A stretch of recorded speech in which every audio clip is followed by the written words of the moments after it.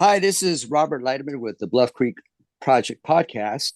And with me tonight is also Tate Hieronymus, no relation to the other Hieronymus. So we have a special guest tonight. It's Jill. I want to make sure I get your name right. Remensnyder. You And got it. yeah, she's a filmer and she just got that really cool movie out. I finally got a chance to see it. Beauty, Bigfoot Re I enjoyed that. I enjoyed it more than I thought I was going to enjoy it because I'm like, oh, is this a like a romance novel or is this going to be like following somebody around? The way it was done, it was a have all the people and it's kind of cool in a way because I know some of these people. It's like I know that guy, I know her, so it's kind of nice to see how it all came together. Great audio, great visuals, great interview people, and I thoroughly enjoyed it, and I had committed. But that's what I'm going to talk about today. But before I get ahead of myself, I was going to have you kind of tell us a little bit about yourself and what got you into this. And before you, I did a little homework on you, and I don't. Listeners know of your past, but you've been a busy filmer. You've got some awards for your work, and I think is there like 8 films you did? I've been That's involved. that's Yeah. Well, just like the Reader's Digest version on kind of yeah. who I am is I have been working in the film industry in some capacity, whether writing, directing, or producing since the late 90s. And if that doesn't date or age me, I don't know what else would. But yeah, my husband, Brett Eichenberger, and we have a production company. We work on commercials, corporate videos, music videos, narrative features, and short films. You name it, we do it. And when the pandemic hit, we were in the middle of filming a dental commercial campaign. And as you can imagine, that came to a screeching halt. And since we had time on our hands, living in the Pacific Northwest, you grow up hearing about Bigfoot, hearing the stories, hearing the I know a guy who knows a guy who saw something in the woods, that kind of secondhand information and whatnot. So it's something we grew up with and we've always been fascinated by. And for years, we talked about how awesome it would be to make, to do a documentary and just like get out in the woods and interview people and look for evidence and I guess do some investigations. And all of a sudden we had time on our hands. And the thing is that when we got into this, so as far as the Bigfoot community goes, we had met Todd Neese at Beachfoot back in, gosh, I want to say 2012, 2013. And through him, we'd met a lot of people, including Ron Moorhead, Peter Byrne, and a bunch of people I'm forgetting at the moment. That's okay. But we Yeah. but we always kept in contact with Todd. And so it just seemed, like this is the perfect opportunity. We'll get back in touch, follow up, get some interviews, and just kind of spend the summer outdoors. What we did not anticipate is how the networking and word of mouth would take us on an incredible journey. Because there's no such thing as a short Bigfoot story. Everyone's encounter and experience that we spoke with could have been a standalone documentary, which is really just a note to myself. We really need to get those interviews out there for everyone to take in. But we'd interview one person and they'd say, you need to talk to so and so, and then that person would refer us, and before we know it, it's we're at the end of 2021 and we're like, okay, we really gotta wrap this up. But and so that's how the documentary came to be. We've met some incredible people, heard some even more incredible stories, and there was so much to cover. We actually had to split the documentary into two separate projects, and right now Brett is actually down the hall editing the sequel, which will be coming out early summer. That's gonna be cool. I can't wait for Hi, that. Brett. Hi, Brett. He probably can't hear me. I remember first meeting you guys. I think it was Thomas. I was giving him a tour of the place. And he goes, "Hey, can I bring some friends?" I go, "Sure, it's a public place. That'd be great." And then you guys showed up that evening just before we went to go hike to the film site that afternoon or the next day. So we sat on our fire. We were in favorite places, right on the we call it the cell site off of 12 and 13H, and 12 and 13 at the intersection of 12 and 13 and 12 and 13H. 12 and 13H goes down to the film site, and 12 and 13 is the one that runs over towards Laos Camp. So you guys showed up, we got to talking, and it was kind of nice because you guys mentioned you working out a project, and then you talked about the new project coming up, which I got excited about. We spent hours around the fire telling ghost stories. You know, it was like, well, this happened to me there, or that happened to me here, and it was kind of fun. But I didn't realize how many films and stuff you were involved in, and it was kind of cool when I did the homework. I go, wow, she's a busy person, and I think it's awesome you got awards for your work, which is pretty good. Thank you. I haven't seen a lot of the films. I just saw the one you just finished. Enjoyed that one, and I'm looking at the list. Mine that one got a lot of awards. Light of Mine, yeah, that actually it screened at AFI Fest down in Hollywood, which is it's a fantastic festival, and that got us a lot of exposure. That one, I would recommend Light of Mine after A Flash of Beauty. They kind of have some of the same themes and ideas, so to speak. It's about a photographer who's going blind, and his wife takes him to Yellowstone to take photos while he can still see. You know, and in retrospect, I have to wonder if we were alone while we were out in the woods filming, because that filmmaking journey took us through the Columbia Gorge of Oregon, into Idaho, and into Montana. And we were gallivanting around in bear territory, but who's to say there were other things in the woods, perhaps. Well, that old story in Montana, which that Teddy Roosevelt likes to talk about, I think it was Bauman. He went out there with his partner. They heard stories. Don't go over there. It's not safe. It's a bad place. But that's where they went to go get some more pelts, some beaver pelts. So they were up there having a great opportunity, and then things started feeling a little weird.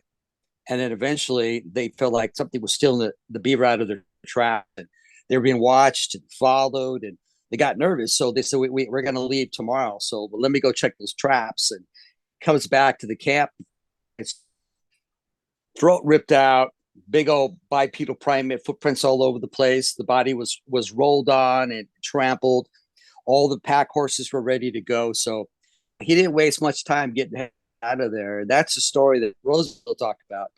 And guess what? That's kind of what probably in the general area you're hanging out there. You're right here working on a film, and you go, why do I feel like I know there's bears here, but just those kind of things. But yeah, you never know. Maybe not. And I will say, so if you do watch Light of Mine, the very end scene was out in an area that was a pretty heavily populated bear area. And we were there in August. It was August of 2010, I believe. 2010. And it was like one of the it was right after there had just been like a grizzly had like attacked two people and mauling, we call them. Yeah, and it was on the east side of the park, but it was a pretty big deal. But my job was like I had my bear spray in one hand and a whistle, or like one of those, like when you're jogging and if someone tries to attack you, one of those alarms. And that was my job. If I see a bear, like start hitting the alarm and start spraying the bear spray. needless to say, I did not have to do either, and we survived. Good. Well, that just makes for an ambiance of a instead of being afraid, it gives you more to do so. Yeah. How did the actor feel about that? Yeah, are you the one that kind of presence, or did everybody else feel the same thing? You know, everyone was just concerned about getting the shot.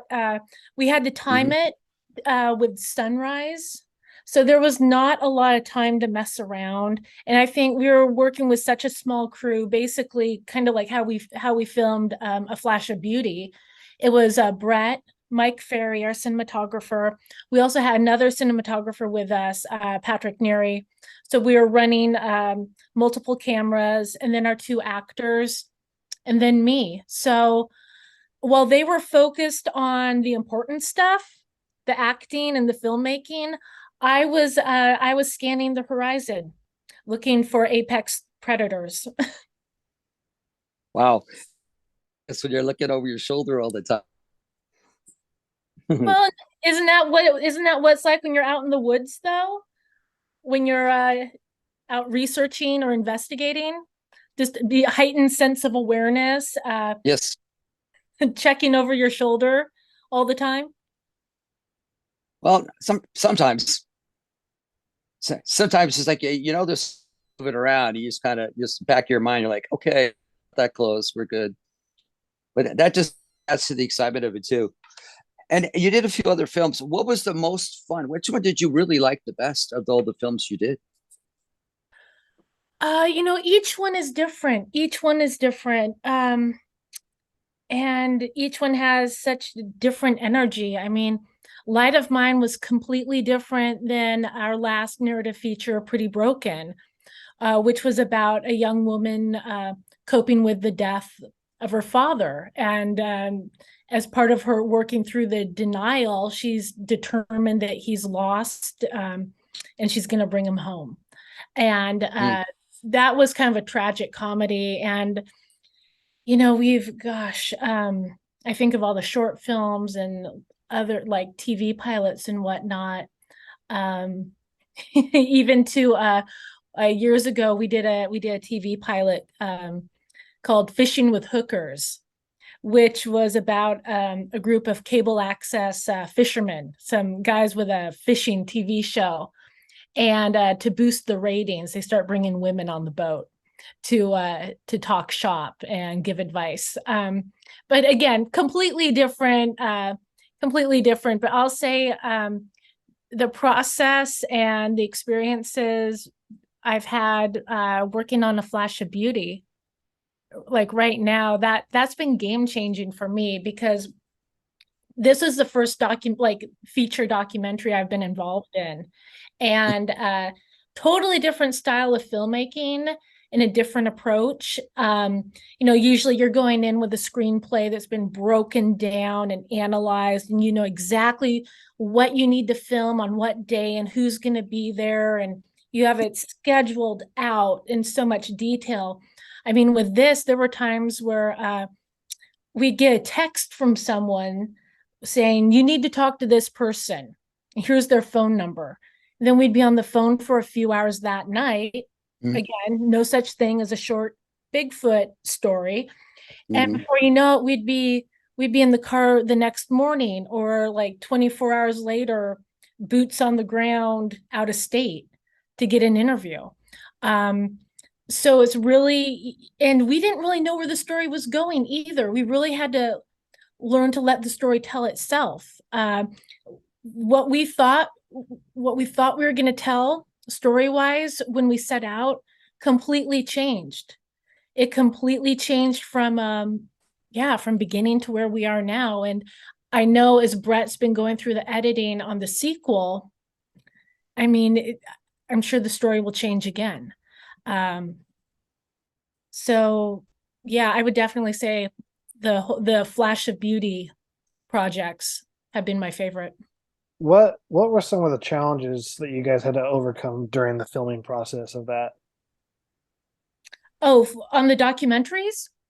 The documentaries and mainly Flash of Beauty. For a flash of beauty, well, one, there was a global pandemic going on. So there was that challenge. Oh. Just trying to, yeah, that thing. Just trying to work around that. I think also worth noting is we were, for the most part, a three-person crew out in the field, just me, Brett Eichenberger, and Michael Ferry. And we later brought Tobe Johnson on, who's featured in the documentary. We brought him on as a co-producer, and he was he's been a valuable resource just because of his knowledge from investigating and his contacts and resources, and just being familiar with the stories and other researchers and case studies and whatnot. So I'd say, yeah, that was a major obstacle. But you know what, at the same time, if you had a full crew, it just complicates things. We needed to be able to move fast, to be quick, be nimble. And also when you're talking to people about something that has been such a powerful event, whether for the positive or the negative, it's a really, you want kind of an intimate trusting environment. You don't want like 5 extra people in the background eating craft services and drinking coffee, just waiting, for the next camera setup. So the small crew was a challenge, but was also a blessing. As all filmmaking, independent filmmaking projects, financing, we had to bootstrap this from beginning to end. Which was interesting in how we approached getting stuff done at times. But, by hook or by crook, if it's important, you'll get it done. And I think also is not, like I said, we didn't know the story we were setting out to tell. And we let the story inform us as we went along. And honestly, I think the biggest challenge came in post-production because, we have the average interview was anywhere from 1 to 2 hours, and some that were 2.5, pushing 3 hours. And we can only include maybe a couple minutes here, like a soundbite here, a truncated story, just to hit the major points. But here, like I said earlier, each interview could be its own standalone documentary. Mm-hmm. And I think that was the biggest challenge, is what do we put in? What do we cut? What needs to be moved over and saved for the sequel? Because it is a divide. It does kind of take a turn from the story we present, or the stories we present in the first documentary.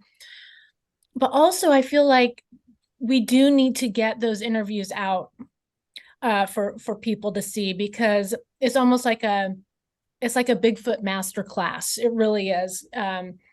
It provides people the full stories, the full experiences of what these witnesses went through. Right. Yeah, that's a lot of stuff. And you most of your interviews were in like Washington, Oregon, right? Yeah, we are based in the Portland, Oregon area. So we stayed pretty close to home. Majority of the interviews were in Washington, Oregon. We filmed in Northern California. Where else did we go? We went to Texas. We went to Florida, Oklahoma. And where was Scott Nelson? He was in Missouri. Okay. So we covered some ground when needed, but we did spend a lot of time in the car, kind of, just road tripping it. Who did you work with right. from Florida when you guys went here? When we went to Florida, Brett and I flew out and we interviewed a psychologist featured in the documentary, Dr. Michael Adams, whose practice is up in Boca Raton. Oh, that's really close to me. That's like probably 15, 20 minutes for me. Oh, nice. Well, if you need to talk to someone about any encounters you've had, I can get you his information. Oh, perfect. That'd be cool. Yeah, so it's like I here well I share my ultimate feelings. That kind of guy. Oh, I'm so, Robert, you cut out for just a second. Could you repeat that? Sure. Is that the guy I would go see if I'm having trouble dealing with With your that type of psychology like person? with your feelings and stuff. Yeah. Yes, but we also in the documentary we featured Doug Meacham, who's here in the Portland area, and he's a hypnotherapist. And he does have a clientele of people who've had sightings or other paranormal or cryptid experiences, what have you. And he's helped them go back and, work through what they thought they saw, or, what the experience was, to recall those details and work through it. So It's funny because I haven't seen much of this covered in any kind of documentary on the subject of Bigfoot at all. So I'm prone to sleep paralysis, and it's a natural thing that happens in your body because like something just doesn't work right, and then you get sleep paralysis basically. It's really weird. Too much to go into it, but I'm kind of approaching it from the angle of what if some of these misidentification of Bigfoot reports is sleep paralysis, because sometimes you can hallucinate with an episode of sleep paralysis, like I do. I know people, some of my aunt, she has it, but she doesn't hallucinate. I know other people who get it do. So I'm kind of approaching it from that angle. Maybe it's not all paranormal. Sometimes maybe it could be. Maybe there really was something there. Maybe it was just simple as sleep paralysis, but who knows? I did something like that on like another project I did, but I would like to go forward with that more and talk to more people and see if there is a correlation or not. So thought that I would just throw that out there. that's an interesting theory. I've never really considered that, but I mean, everything's on the table until proven otherwise. Exactly. Because I know the paranormal part comes up quite often in some of the sightings that people have. There's really into portals and that kind of thing, and then there's the other group that's more into trying to getting hard fact evidence, and eventually, they kind of collide occasionally. But there's some both both fields, something that can be extracted and be looked upon from both fields. It's kind of hard. It's kind of hard to sometimes when people experience, it's kind of at that. And when you see a track, a photograph, or you have broken trees or monuments put up there or other things to look at, or sound recordings, when people tell you that they have them talking to them, or there's portals they go through, that makes it a little more challenging for it. Which kind of brings up another aspect of it, the paranormal part. You guys were working on that and doing some homework on that, weren't you guys? Yeah, so something interesting that started happening early on in the documentary while we were filming A Flash of Beauty is we'd wrap up the interview, and then when the cameras were turned off, that's when we'd hear the, "Oh, I didn't tell you the weird thing," or, "Oh, there's this other thing I didn't tell you about."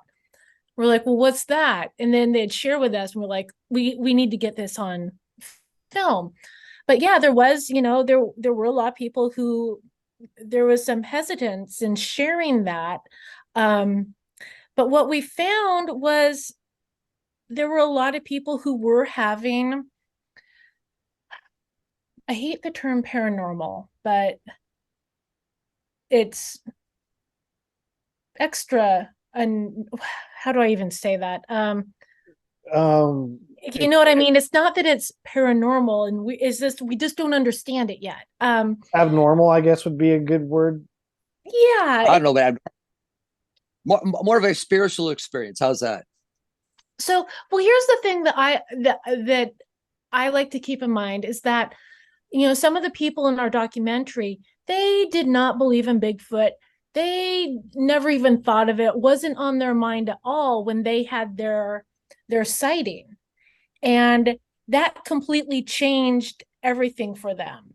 So for the people who say like the connections with like seeing the orbs or having telepathy or UFO sighting or what have you, or anything else that falls outside of the physical evidence, if you will. There were a lot of people who were in that camp who's like, oh, it's a flesh and blood, relic hominid. We need to classify this in the textbook and tag it and whatnot. And then they had an experience they couldn't explain. And so now they're having to deal with that. And there's probably a lot more going on. It's just a matter of being aware of it. Mm-hmm. So yeah, but definitely. So you're kind of leading into our sequel, A Flash of Beauty, Paranormal Bigfoot. And we follow up with a lot of the people from the first documentary, and we get into the stuff that didn't quite fit into the first one. People who not only did they have a sighting, but they also saw orbs. They saw UFO. All these strange things were happening. But we go a step further, and just like in the first movie, how we brought in a psychologist and a hypnotherapist to talk about the emotional impact and how it's affecting people, we bring in scientists and we talk about the science behind how some of this stuff could work. Interesting. I like that. Those are things we don't give much thought to. Is like most of the Bigfooters, I want to, for lack of a better term for that, are looking for the physical part. They're looking for a sighting. They're looking for tracks. They're looking for a nest. They're looking for tree knocks. They're looking for calls. And when they experience something that doesn't quite fit into those categories, you got to ask yourself: so, am I sane? Did I really hear that, or is my brain making it up? Or, as Tate would say, my sleep apnea is kicking in. I don't quite sleep paralysis. Because I've been in the woods a lot. It's very true. Yeah. I've been in the woods a lot, and I'm on the camp that I would love to be able to have the physical part to justify the actual facts, to say this is this. But then you have this other part which you can't really put a finger on, and it's different. And you're trying to say what is causing this or what does that. I mean, a lot of us have heard the knocks, but the question comes back is, does a voice count? They talk, is that what I'm hearing? Or a few other odds and ends, like you talked about the lights. The lights have been seen by friends of mine who are pretty avid Bigfooters, and they see these things. So now they're like, well, what is this? So your rational brain goes, oh, that's obvious. That's just a star coming down to visit. No, it's just like, was that an energy ball? A lightning storm's coming through, and here's the energy moving along. And it's blue lots of times. And you're like, whoa, what is that? So I don't know. Who do you ask the questions to? Who do you go to have an answer for that? So that's where it's interesting, where what doctor or psychologist are you going to consult to figure out what's really going on? So is it just in their heads? Are they somehow only they see it? But there's lots of times where there are multiple people that will see the same thing.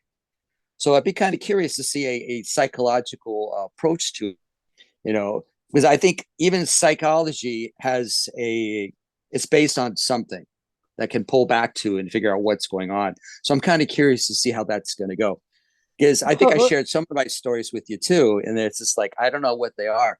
It's like, you don't share too many people, because then you're getting a little marked by your name, like, oh, that's that guy. Is he really telling the truth, or is he making this stuff up just so he has stories to tell? Like, light him around the campfire, and here he goes with the stories. Yeah, so it's like, I don't need to make them up; they just happen. Go ahead, Tate. Let's do a documentary where we look into the logic that being drunk doesn't make you see things. It just makes you act stupid. Or makes you open up. That's a documentary I would like to be a part in. I bet you would. For science reasons, guys. And for pleasure, I'm pretty sure for you, Tate. It's a mixture. Are you volunteering yourself as a test subject, Tate? Yeah, yes, I'll volunteer as a test subject. The more he drinks, the better the stories get. What's going on? Man, okay, well, it's okay. Here's the thing. It's funny how like people are like, oh, I can't show this picture because there's a beer bottle. Oh, how many beers were you drinking? Drinking doesn't make you see things. Maybe you might embellish something, but it doesn't mean you don't hallucinate with alcohol. It's kind of a weird thing. But well, Tate, how about this theory? Drinking the alcohol allows you to relax, allows you to be more open-minded about things, which allows things to be presented to you. You ever thought about that aspect of it? Wait, are you talking about the time? I'm just kidding. No, you know that time? Yeah, that's that one time. Not that time. Yeah, not the other time after. So. Oh, the time before that. Okay, I got it. For sure. So that's an interesting subject. One of the problems here, people who are blood guts researchers who don't want to even consult that because it starts pulling away from the physical evidence. But I don't know, like the ghost chasers, they have these tools they use and they pick up on this and they pick up on that. So they're just notifying and say, yeah, there is an energy here, or there's something that's draining your batteries. There's something going on here. We don't know what it is. But to actually ignore it, it's kind of tough. It's an easy thing to do. It says, oh, it doesn't exist. We're done. Moving on. Let's go look at the physical evidence. Yeah, and I can understand from a classical science approach where if we can't like recreate the same events in a lab or a controlled setting, it's like how can you validate or prove that these things are happening? But at the same time, I think about Ron Moorhead says it's like there's too many reports, there's too many eyewitnesses to discount it. So if we can all agree that people are having sightings, there is something in the wood leaving tracks, breaking trees, twisting limbs, and we're seeing them cross the road or we're seeing them on the tree line. If we can all agree on that, we should be able to agree that there are aspects surrounding the phenomenon that we don't fully understand. And that's okay. I mean, and I don't know if that gets into ego or maybe even fear, having to come to terms with there is something. I mean, yeah, it's one thing just to think that there's like an 8-foot, 9-foot apex predator in the woods that is stronger than you, faster than you, and could hurt you very easily. But then when you start getting into the idea that maybe this thing can make itself invisible, maybe this thing has abilities that we can't even wrap our heads around. Maybe this thing is in cahoots with the UFOs. I don't know. But I mean, that kind of, throws everything we've learned out the window. It makes us have to question our history, religion, spirituality. It brings up a lot of uncomfortable subjects. It does make a very uncomfortable journey after. Yeah, I agree with you on that one. Yeah. So it's going to be kind of fun to see you pull that into your film. Yeah, it should be. I think there's going to be some people, what's so funny, Robert, is that there were some people who, like in comment boards and on, in posts online, there were people who were like, thank God they didn't get into any of that woo stuff or any of that crazy talk. And then there were people who were like, I refuse to watch this documentary because they do not touch on the paranormal. events that surround these experiences. I mean, you're never going to make everyone happy, but I think Right. there's probably a lot of people that are going to be curious because there might be people who are thinking back on being in the woods and something a little off or strange happened, Mhm. and they weren't able to connect the dots. And maybe now looking back, maybe there's something there. I'm not saying there is or isn't, but it's food for thought. There's two sides to every coin. Every coin has two sides, but there's this little edge that's flat and runs around the outside of it. And a lot of people don't want to go to the other hemisphere. They want to stay in the safe side. You say the world is flat, right? So we don't want to go over the side, fall to our death. So I don't believe the world's flat. This is an example of it. But yeah, that's gonna be fun with that. Well, is there anything else you want to add to the film you guys did, or anything coming up? Because I got a few more questions I'd love to ask. Well, I was going to say, like I said, A Flash of Beauty, Paranormal Bigfoot will be coming out early summer. We will be premiering the film at the second annual Fork Sasquatch Days over Memorial Day weekend. And you can find information for that online on Facebook. If you look up Sasquatch the Legend, so fantastic. It's Ken Hamilton's shop up in Forks, Washington. It's amazing. If you haven't been able to get out there, it's worth the trip. It's worth the trip. And otherwise, A Flash of Beauty, Bigfoot Revealed is available online. You can find it on Amazon, iTunes, Tubi, and a bunch of other places. Okay. Now, Forks, Washington, that's where the vampires and the werewolves live, right? Twilight. Yes. Oh, yes. Oh, great. Team Edward. Oh. Oh. Well, thanks for sharing that part. Now, I got some specific questions about the Bluff Creek, since we're pretty much from the Bluff Creek area here, and you got a chance to visit. So, what were your expectations before you went down to the film site? And when you got there, were you disappointed? Oh, not at all. So first off, when we got the invite from Thomas Potter, that was one of those situations where it's like, okay, yeah, we'll be there. I think we had to shuffle some things around, but there was no way we were gonna pass up or miss on that opportunity. Now getting there was quite the adventure. We missed one of the turnoffs, and there must have been like a storm that came through, because I remember there were a lot of downed trees.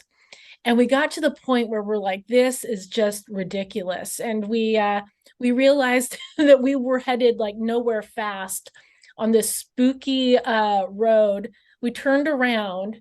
I think we met up with you guys like a couple hours late. That's how far Yeah. off the beaten path we went. But well, let's talk about the film site and getting down there. That whole journey, you can't put it into words, because when we got down there, first off, anyone who's not really familiar with the area, it is not easy to get to. Nope. So this would not be the place to film a hoax.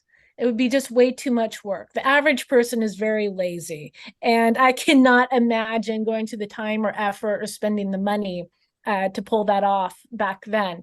But to see the whole layout of like where the creek and where everything was filmed and lining up with the trees and the stumps and stuff, that was amazing. And even more amazing was hearing about the process that you went through to kind of rediscover where everything was, because that in and of itself, I mean, that's a whole other, it wasn't like you guys were just kind of, beating through the bush. You guys were using some real science to like figure out where this happened. And like, especially the whole thing about how the creek, the water had moved. Mm-hmm. That was really fascinating. But no, that was one for the books, definitely. And it was also a crash course and a reminder that I am a terrible camper. Uh, that was a rough night. So I will say this, my expectation, because when I hear people say, let's go camping in California in June, I'm thinking I'm going to be wearing shorts and, tank top, throwing a Frisbee around. That was the most frigid. I don't know. I do not know how I survived the night. I swear. It was so damn cold. Yeah, that was amazing. But no, the whole experience from beginning to end did not disappoint. It was pretty amazing. It gets shockingly Yeah. cold there for a place that gets 100 degrees in the summer. Yeah, very much so. Oh, that book you just held up, I heard it's a pretty bad book. The author's not that great. Mm-hmm. I'll tell you what, Rob. and we're referencing the Bluff Creek project here. This is like a college textbook. I mean, this is like very detailed and you cover everything. This is if there is a class on Bigfootology or history, this should be part of the curriculum for sure. Oh yeah. Thanks. When we started writing that, it wasn't supposed to be as big as that. It's like once you get started and do the interviews, and always should include this, and let's do some natural and cultural history aspect of it. All right, now you got to put in over 200 pictures. That's pretty important. So then you shove all the pictures in, and then you got a lot of pictures. And then you're like, okay, what else can we add to this thing? So at 600, I want to say 617 pages, maybe 18, I can't remember now. But it's a lot of pages. And it was a pleasure. Stephen did a lot of editing on it. I spent a lot of time writing it up, and I had Rowdy add some. Jamie added some stuff to that. Yeah, it was fun.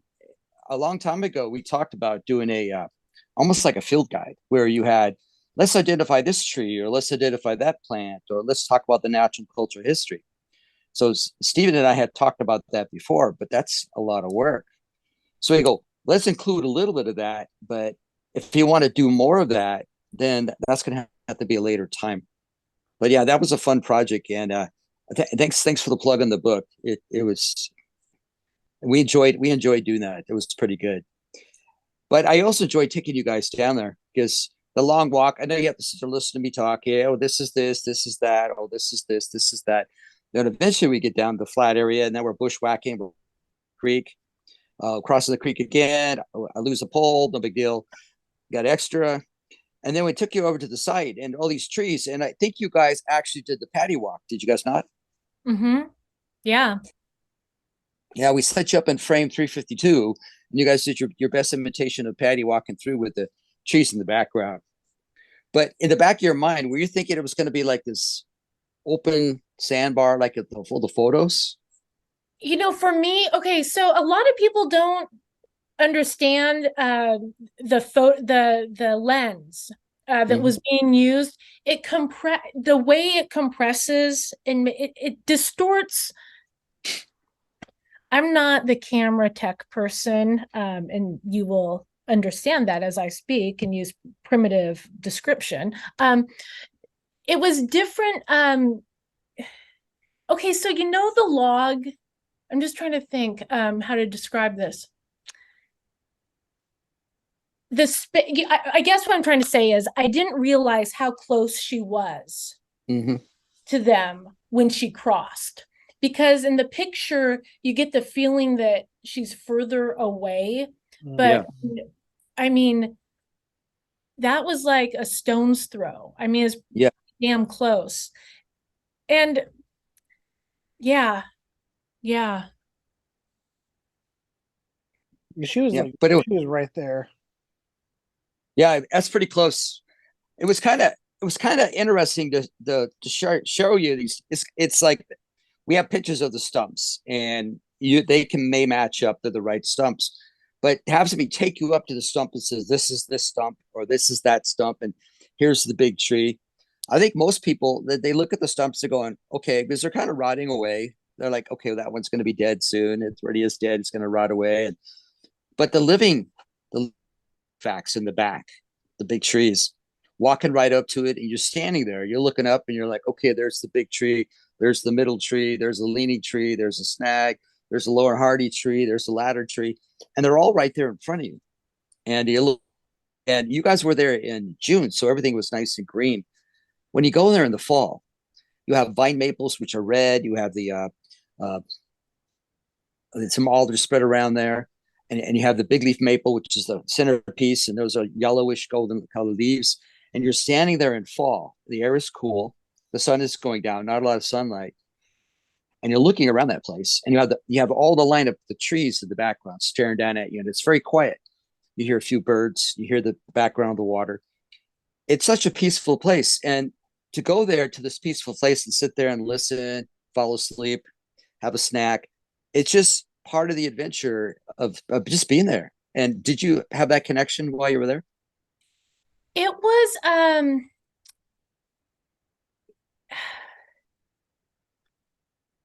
I kept having to remind myself where I was and what took place, if that makes sense. Yeah, Yeah. It's like, what are the chances? And part of me kept thinking, you know what I kept thinking about? I was like, where's Patty now? Yeah. Where has she moved on? Has she passed on? And and like as far as any other of her relatives or within her group, is there anyone still in that area? That's what I was wondering about. it's I think that's a lot of people's thoughts when they go down there. Like, yeah, where's Patty? Is she still there? Yeah. I mean, when you went there, you have to keep reminding yourself. Did you think it was pretty like? Did you kind of feel this awe factor being there? Like this actually happened here, and I'm here right now. Oh yeah. It was kind of, I don't want to say a state of shock, but Kind of surreal, I guess. surreal. Absolutely. It was surreal because I kept thinking of like, this is ground zero. Yeah, This is ground zero right here. And to try to put yourself into that situation when you're out and you see something, and it goes back the same argument that's made today, like, well, why didn't you take a picture? And it's like having to move that fast. But it's like, well, like for example, we were here in Florida just on a trip, or I was on a trip, and you see these animals like deer and bear, and you want to get a picture, but with such a common animal, it's still hard to get a picture of them moving through the area. So it's yeah, like trying to get a picture of a Sasquatch that's wanting to remain hidden is going to be even harder. but a lot of people said it's like Patty did not care. And I wonder what, and I'm sure there's been discussions and talks about this that I just don't know about, but it's like, had she had other human encounters that she just wasn't phased and was just trying to leave the area, or was she familiar with who they were, what they were, and just didn't see them as a threat? Yeah, Those are all interesting questions because Patty kept the distance. She kept her distance, didn't run off, walked off, kept making sure that people are supposed to be where they're supposed to be, and then double backed. And according to Bob Titmus, went up the hillside, sat and watched them do their thing, then eventually departed. But yeah, those are behaviors we don't really know anything about. It's like in the 50s, started punching roads through, and now we're talking in the 60s, maybe a little more than 10 years or so later. So if there's anything up there looking around, they're going to recognize humans. That whole wash that you had a chance to experience part of the road, instead of the one you walked down, they walked up the shoulder of the road, and they walked all the way through there. From 12 and 10 coming down, because I was there at the time where the bridge and stuff was. But there was a shoulder on that road, and Roger and Bob were walking, driving, they were working their way on the shoulder of the road. And that was the easiest traveling place to get there. It's probably harder now to get to the film site than in 1967. So just kind of food for thought on that one. And But even then, it's still really remote. I mean, Yeah. this isn't like you're just taking the exit off the freeway, and going into the woods. I mean, it was quite a schlep to get there. Oh yeah. Yeah. And we always a journey. We always advise people. We encourage people to take the journey. It's like you said, it's ground zero. It's part of the experience, and one should see that if they can go there. They should stand there where Patty stood. They should stand where Roger would. You can't now unless you can walk on the air because it's kind of eroded off. But we got a little platform we built where you can kind of pretend like now you can stand on top of that platform, and it's like reliving that. It's part of an experience. Like I've never been to Roswell, but I guess if I was really into it, I got to go to Roswell, right? I got to go be part of the experience. And we encourage people. And through the Bluff Creek Project, we have like a big camp out, like right after 4th of July weekend. And we give tours. We show people the place. We tell them stories. We listen to their stories. They got a lot of stuff for us. We meet a lot of interesting people doing that. Just like I met you guys down there. And it's fun for us to do that. We also feel like we're like guardians now, guardians of the temple. We're self-appointed guardians. We kind of feel like we did a lot to bring it back into the mix. We also feel like a little responsibility to try to protect it. It's like I worked for parks for years, and Sunset Magazine is classic. They'll show up wanting to interview us to want to know where all the great places are so they can exploit them on their magazines. Of course, we don't know any good places at all. They're all great. We're not going to give out our trade secrets. But here we've given out the trade secret to the film site, and we're watching it slowly erode away, where people climb onto the logs, or people can now set up a camp there, or maybe what's next? Have a fire ring. What's next? Chop down trees for firewood. So you have this resource so unique, should be declared a historical site, but service to do. We talked to them a little bit, and we kind of bantered back and forth. We kind of faded out of the process of it because a lot of the players have passed or no longer work for the Forest Service. Maybe that's a generation to push it through again to get it protected, because in a way it is protected. There's a berm, as you saw. You had to hike all the way down to it, and it's only for the people who are in decent shape. We don't recommend people who aren't in very good shape to go down there unless take your time. Let's say if you have a medical issue, there's no cell reception. There's no cell reception at the berm. You have to go all the way up to where we camped over at the saddle, where it's 12 and 13 to 12 and 13H intersection. And that you have plenty of good cell reception there. But it's an adventure. We highly, and we're glad you had the opportunity to do that as well. And did you foresee yourself coming back to Bluff Creek area? We hope to. I know next time we'll bring Mike along, our cameraman, and I'll bring a warmer sleeping bag, and I'll be a little bit more prepared. Yeah, trash bags work well. Trash bags, stuff them with leaves, extra warm. Well, I'm not feeling that adventurous, but well, good. Thank you so much for talking to us. I enjoyed the film, and I think others should watch it as well. It's a great documentary. I mentioned, I know a lot of the people you interviewed, and I've listened to some of their stories too, and it's kind of neat to see that. And it's always fun to go, oh yeah, I know, yeah, I remember that story. Yeah, and you're welcome to come back and do a different perspective in California. California's not Northern California. Southern California is Arizona. It's totally different. You have the Sierra Nevadas.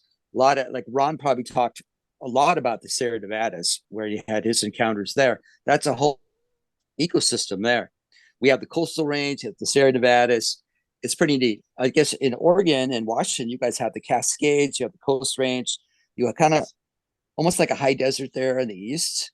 We do have high desert, in central Oregon, as well as in eastern Oregon. I mean, we've got it all, and it is all beautiful. It is indeed. I enjoy my visits. I used to go there a couple times a year with Bart, Bart Catino, but we're so busy with everything else in life, and that keeps us busier than we want to be. And I'm kind of envious of your ability to travel around and interview people and travel across the United States, looking for chasing stories, documenting stories, and making them available to us so we can enjoy them as well. And we really appreciate that. Thank you. It's been a treat. It's been a pleasure. It's been an honor, really, to share these stories. If people want to get a hold of you or want to share some more stories with you, what's the best way they can do that? The best way, we're between myself and Brett, we are very accessible through social media, whether it's Facebook. You can reach us through the film's Facebook page, Flash of Beauty, Okay. Revealed. Otherwise, just shoot us a message on Facebook. Yeah. That's kind of what I did. Yeah. The easiest way to do it. I'm amazed how easy it is. Even me, Mr. Non-techie, I'm able to pull it off. It's like just like these Zooms. If it wasn't for Tate, we'd be on the phone saying, "What was that?" Thanks, Tate. Oh, no worries. It's an honor and a privilege every week. Well, every time I can do an interview with Robert. Well, I think likewise. Thank you. And every time we have great guests on too, which makes all things about our guests sharing part of themselves, and it's kind of a scary thing, but we appreciate you taking that risk to share your stories with us and fill us in and make us feel like we're all buddies now, and looking forward to following your work. Thank you. Likewise, this has been a lot of fun. All right, thanks a lot. Well, Tate, I'm going to turn it over to you. You're the man. All right. Well, before I actually close out, if you guys want to stay on just for like a couple more minutes after, that's good. But anyway, thank you all for listening, and thank you Robert, for doing this, for co-hosting, and Jill for coming on and taking the time. It's much appreciated.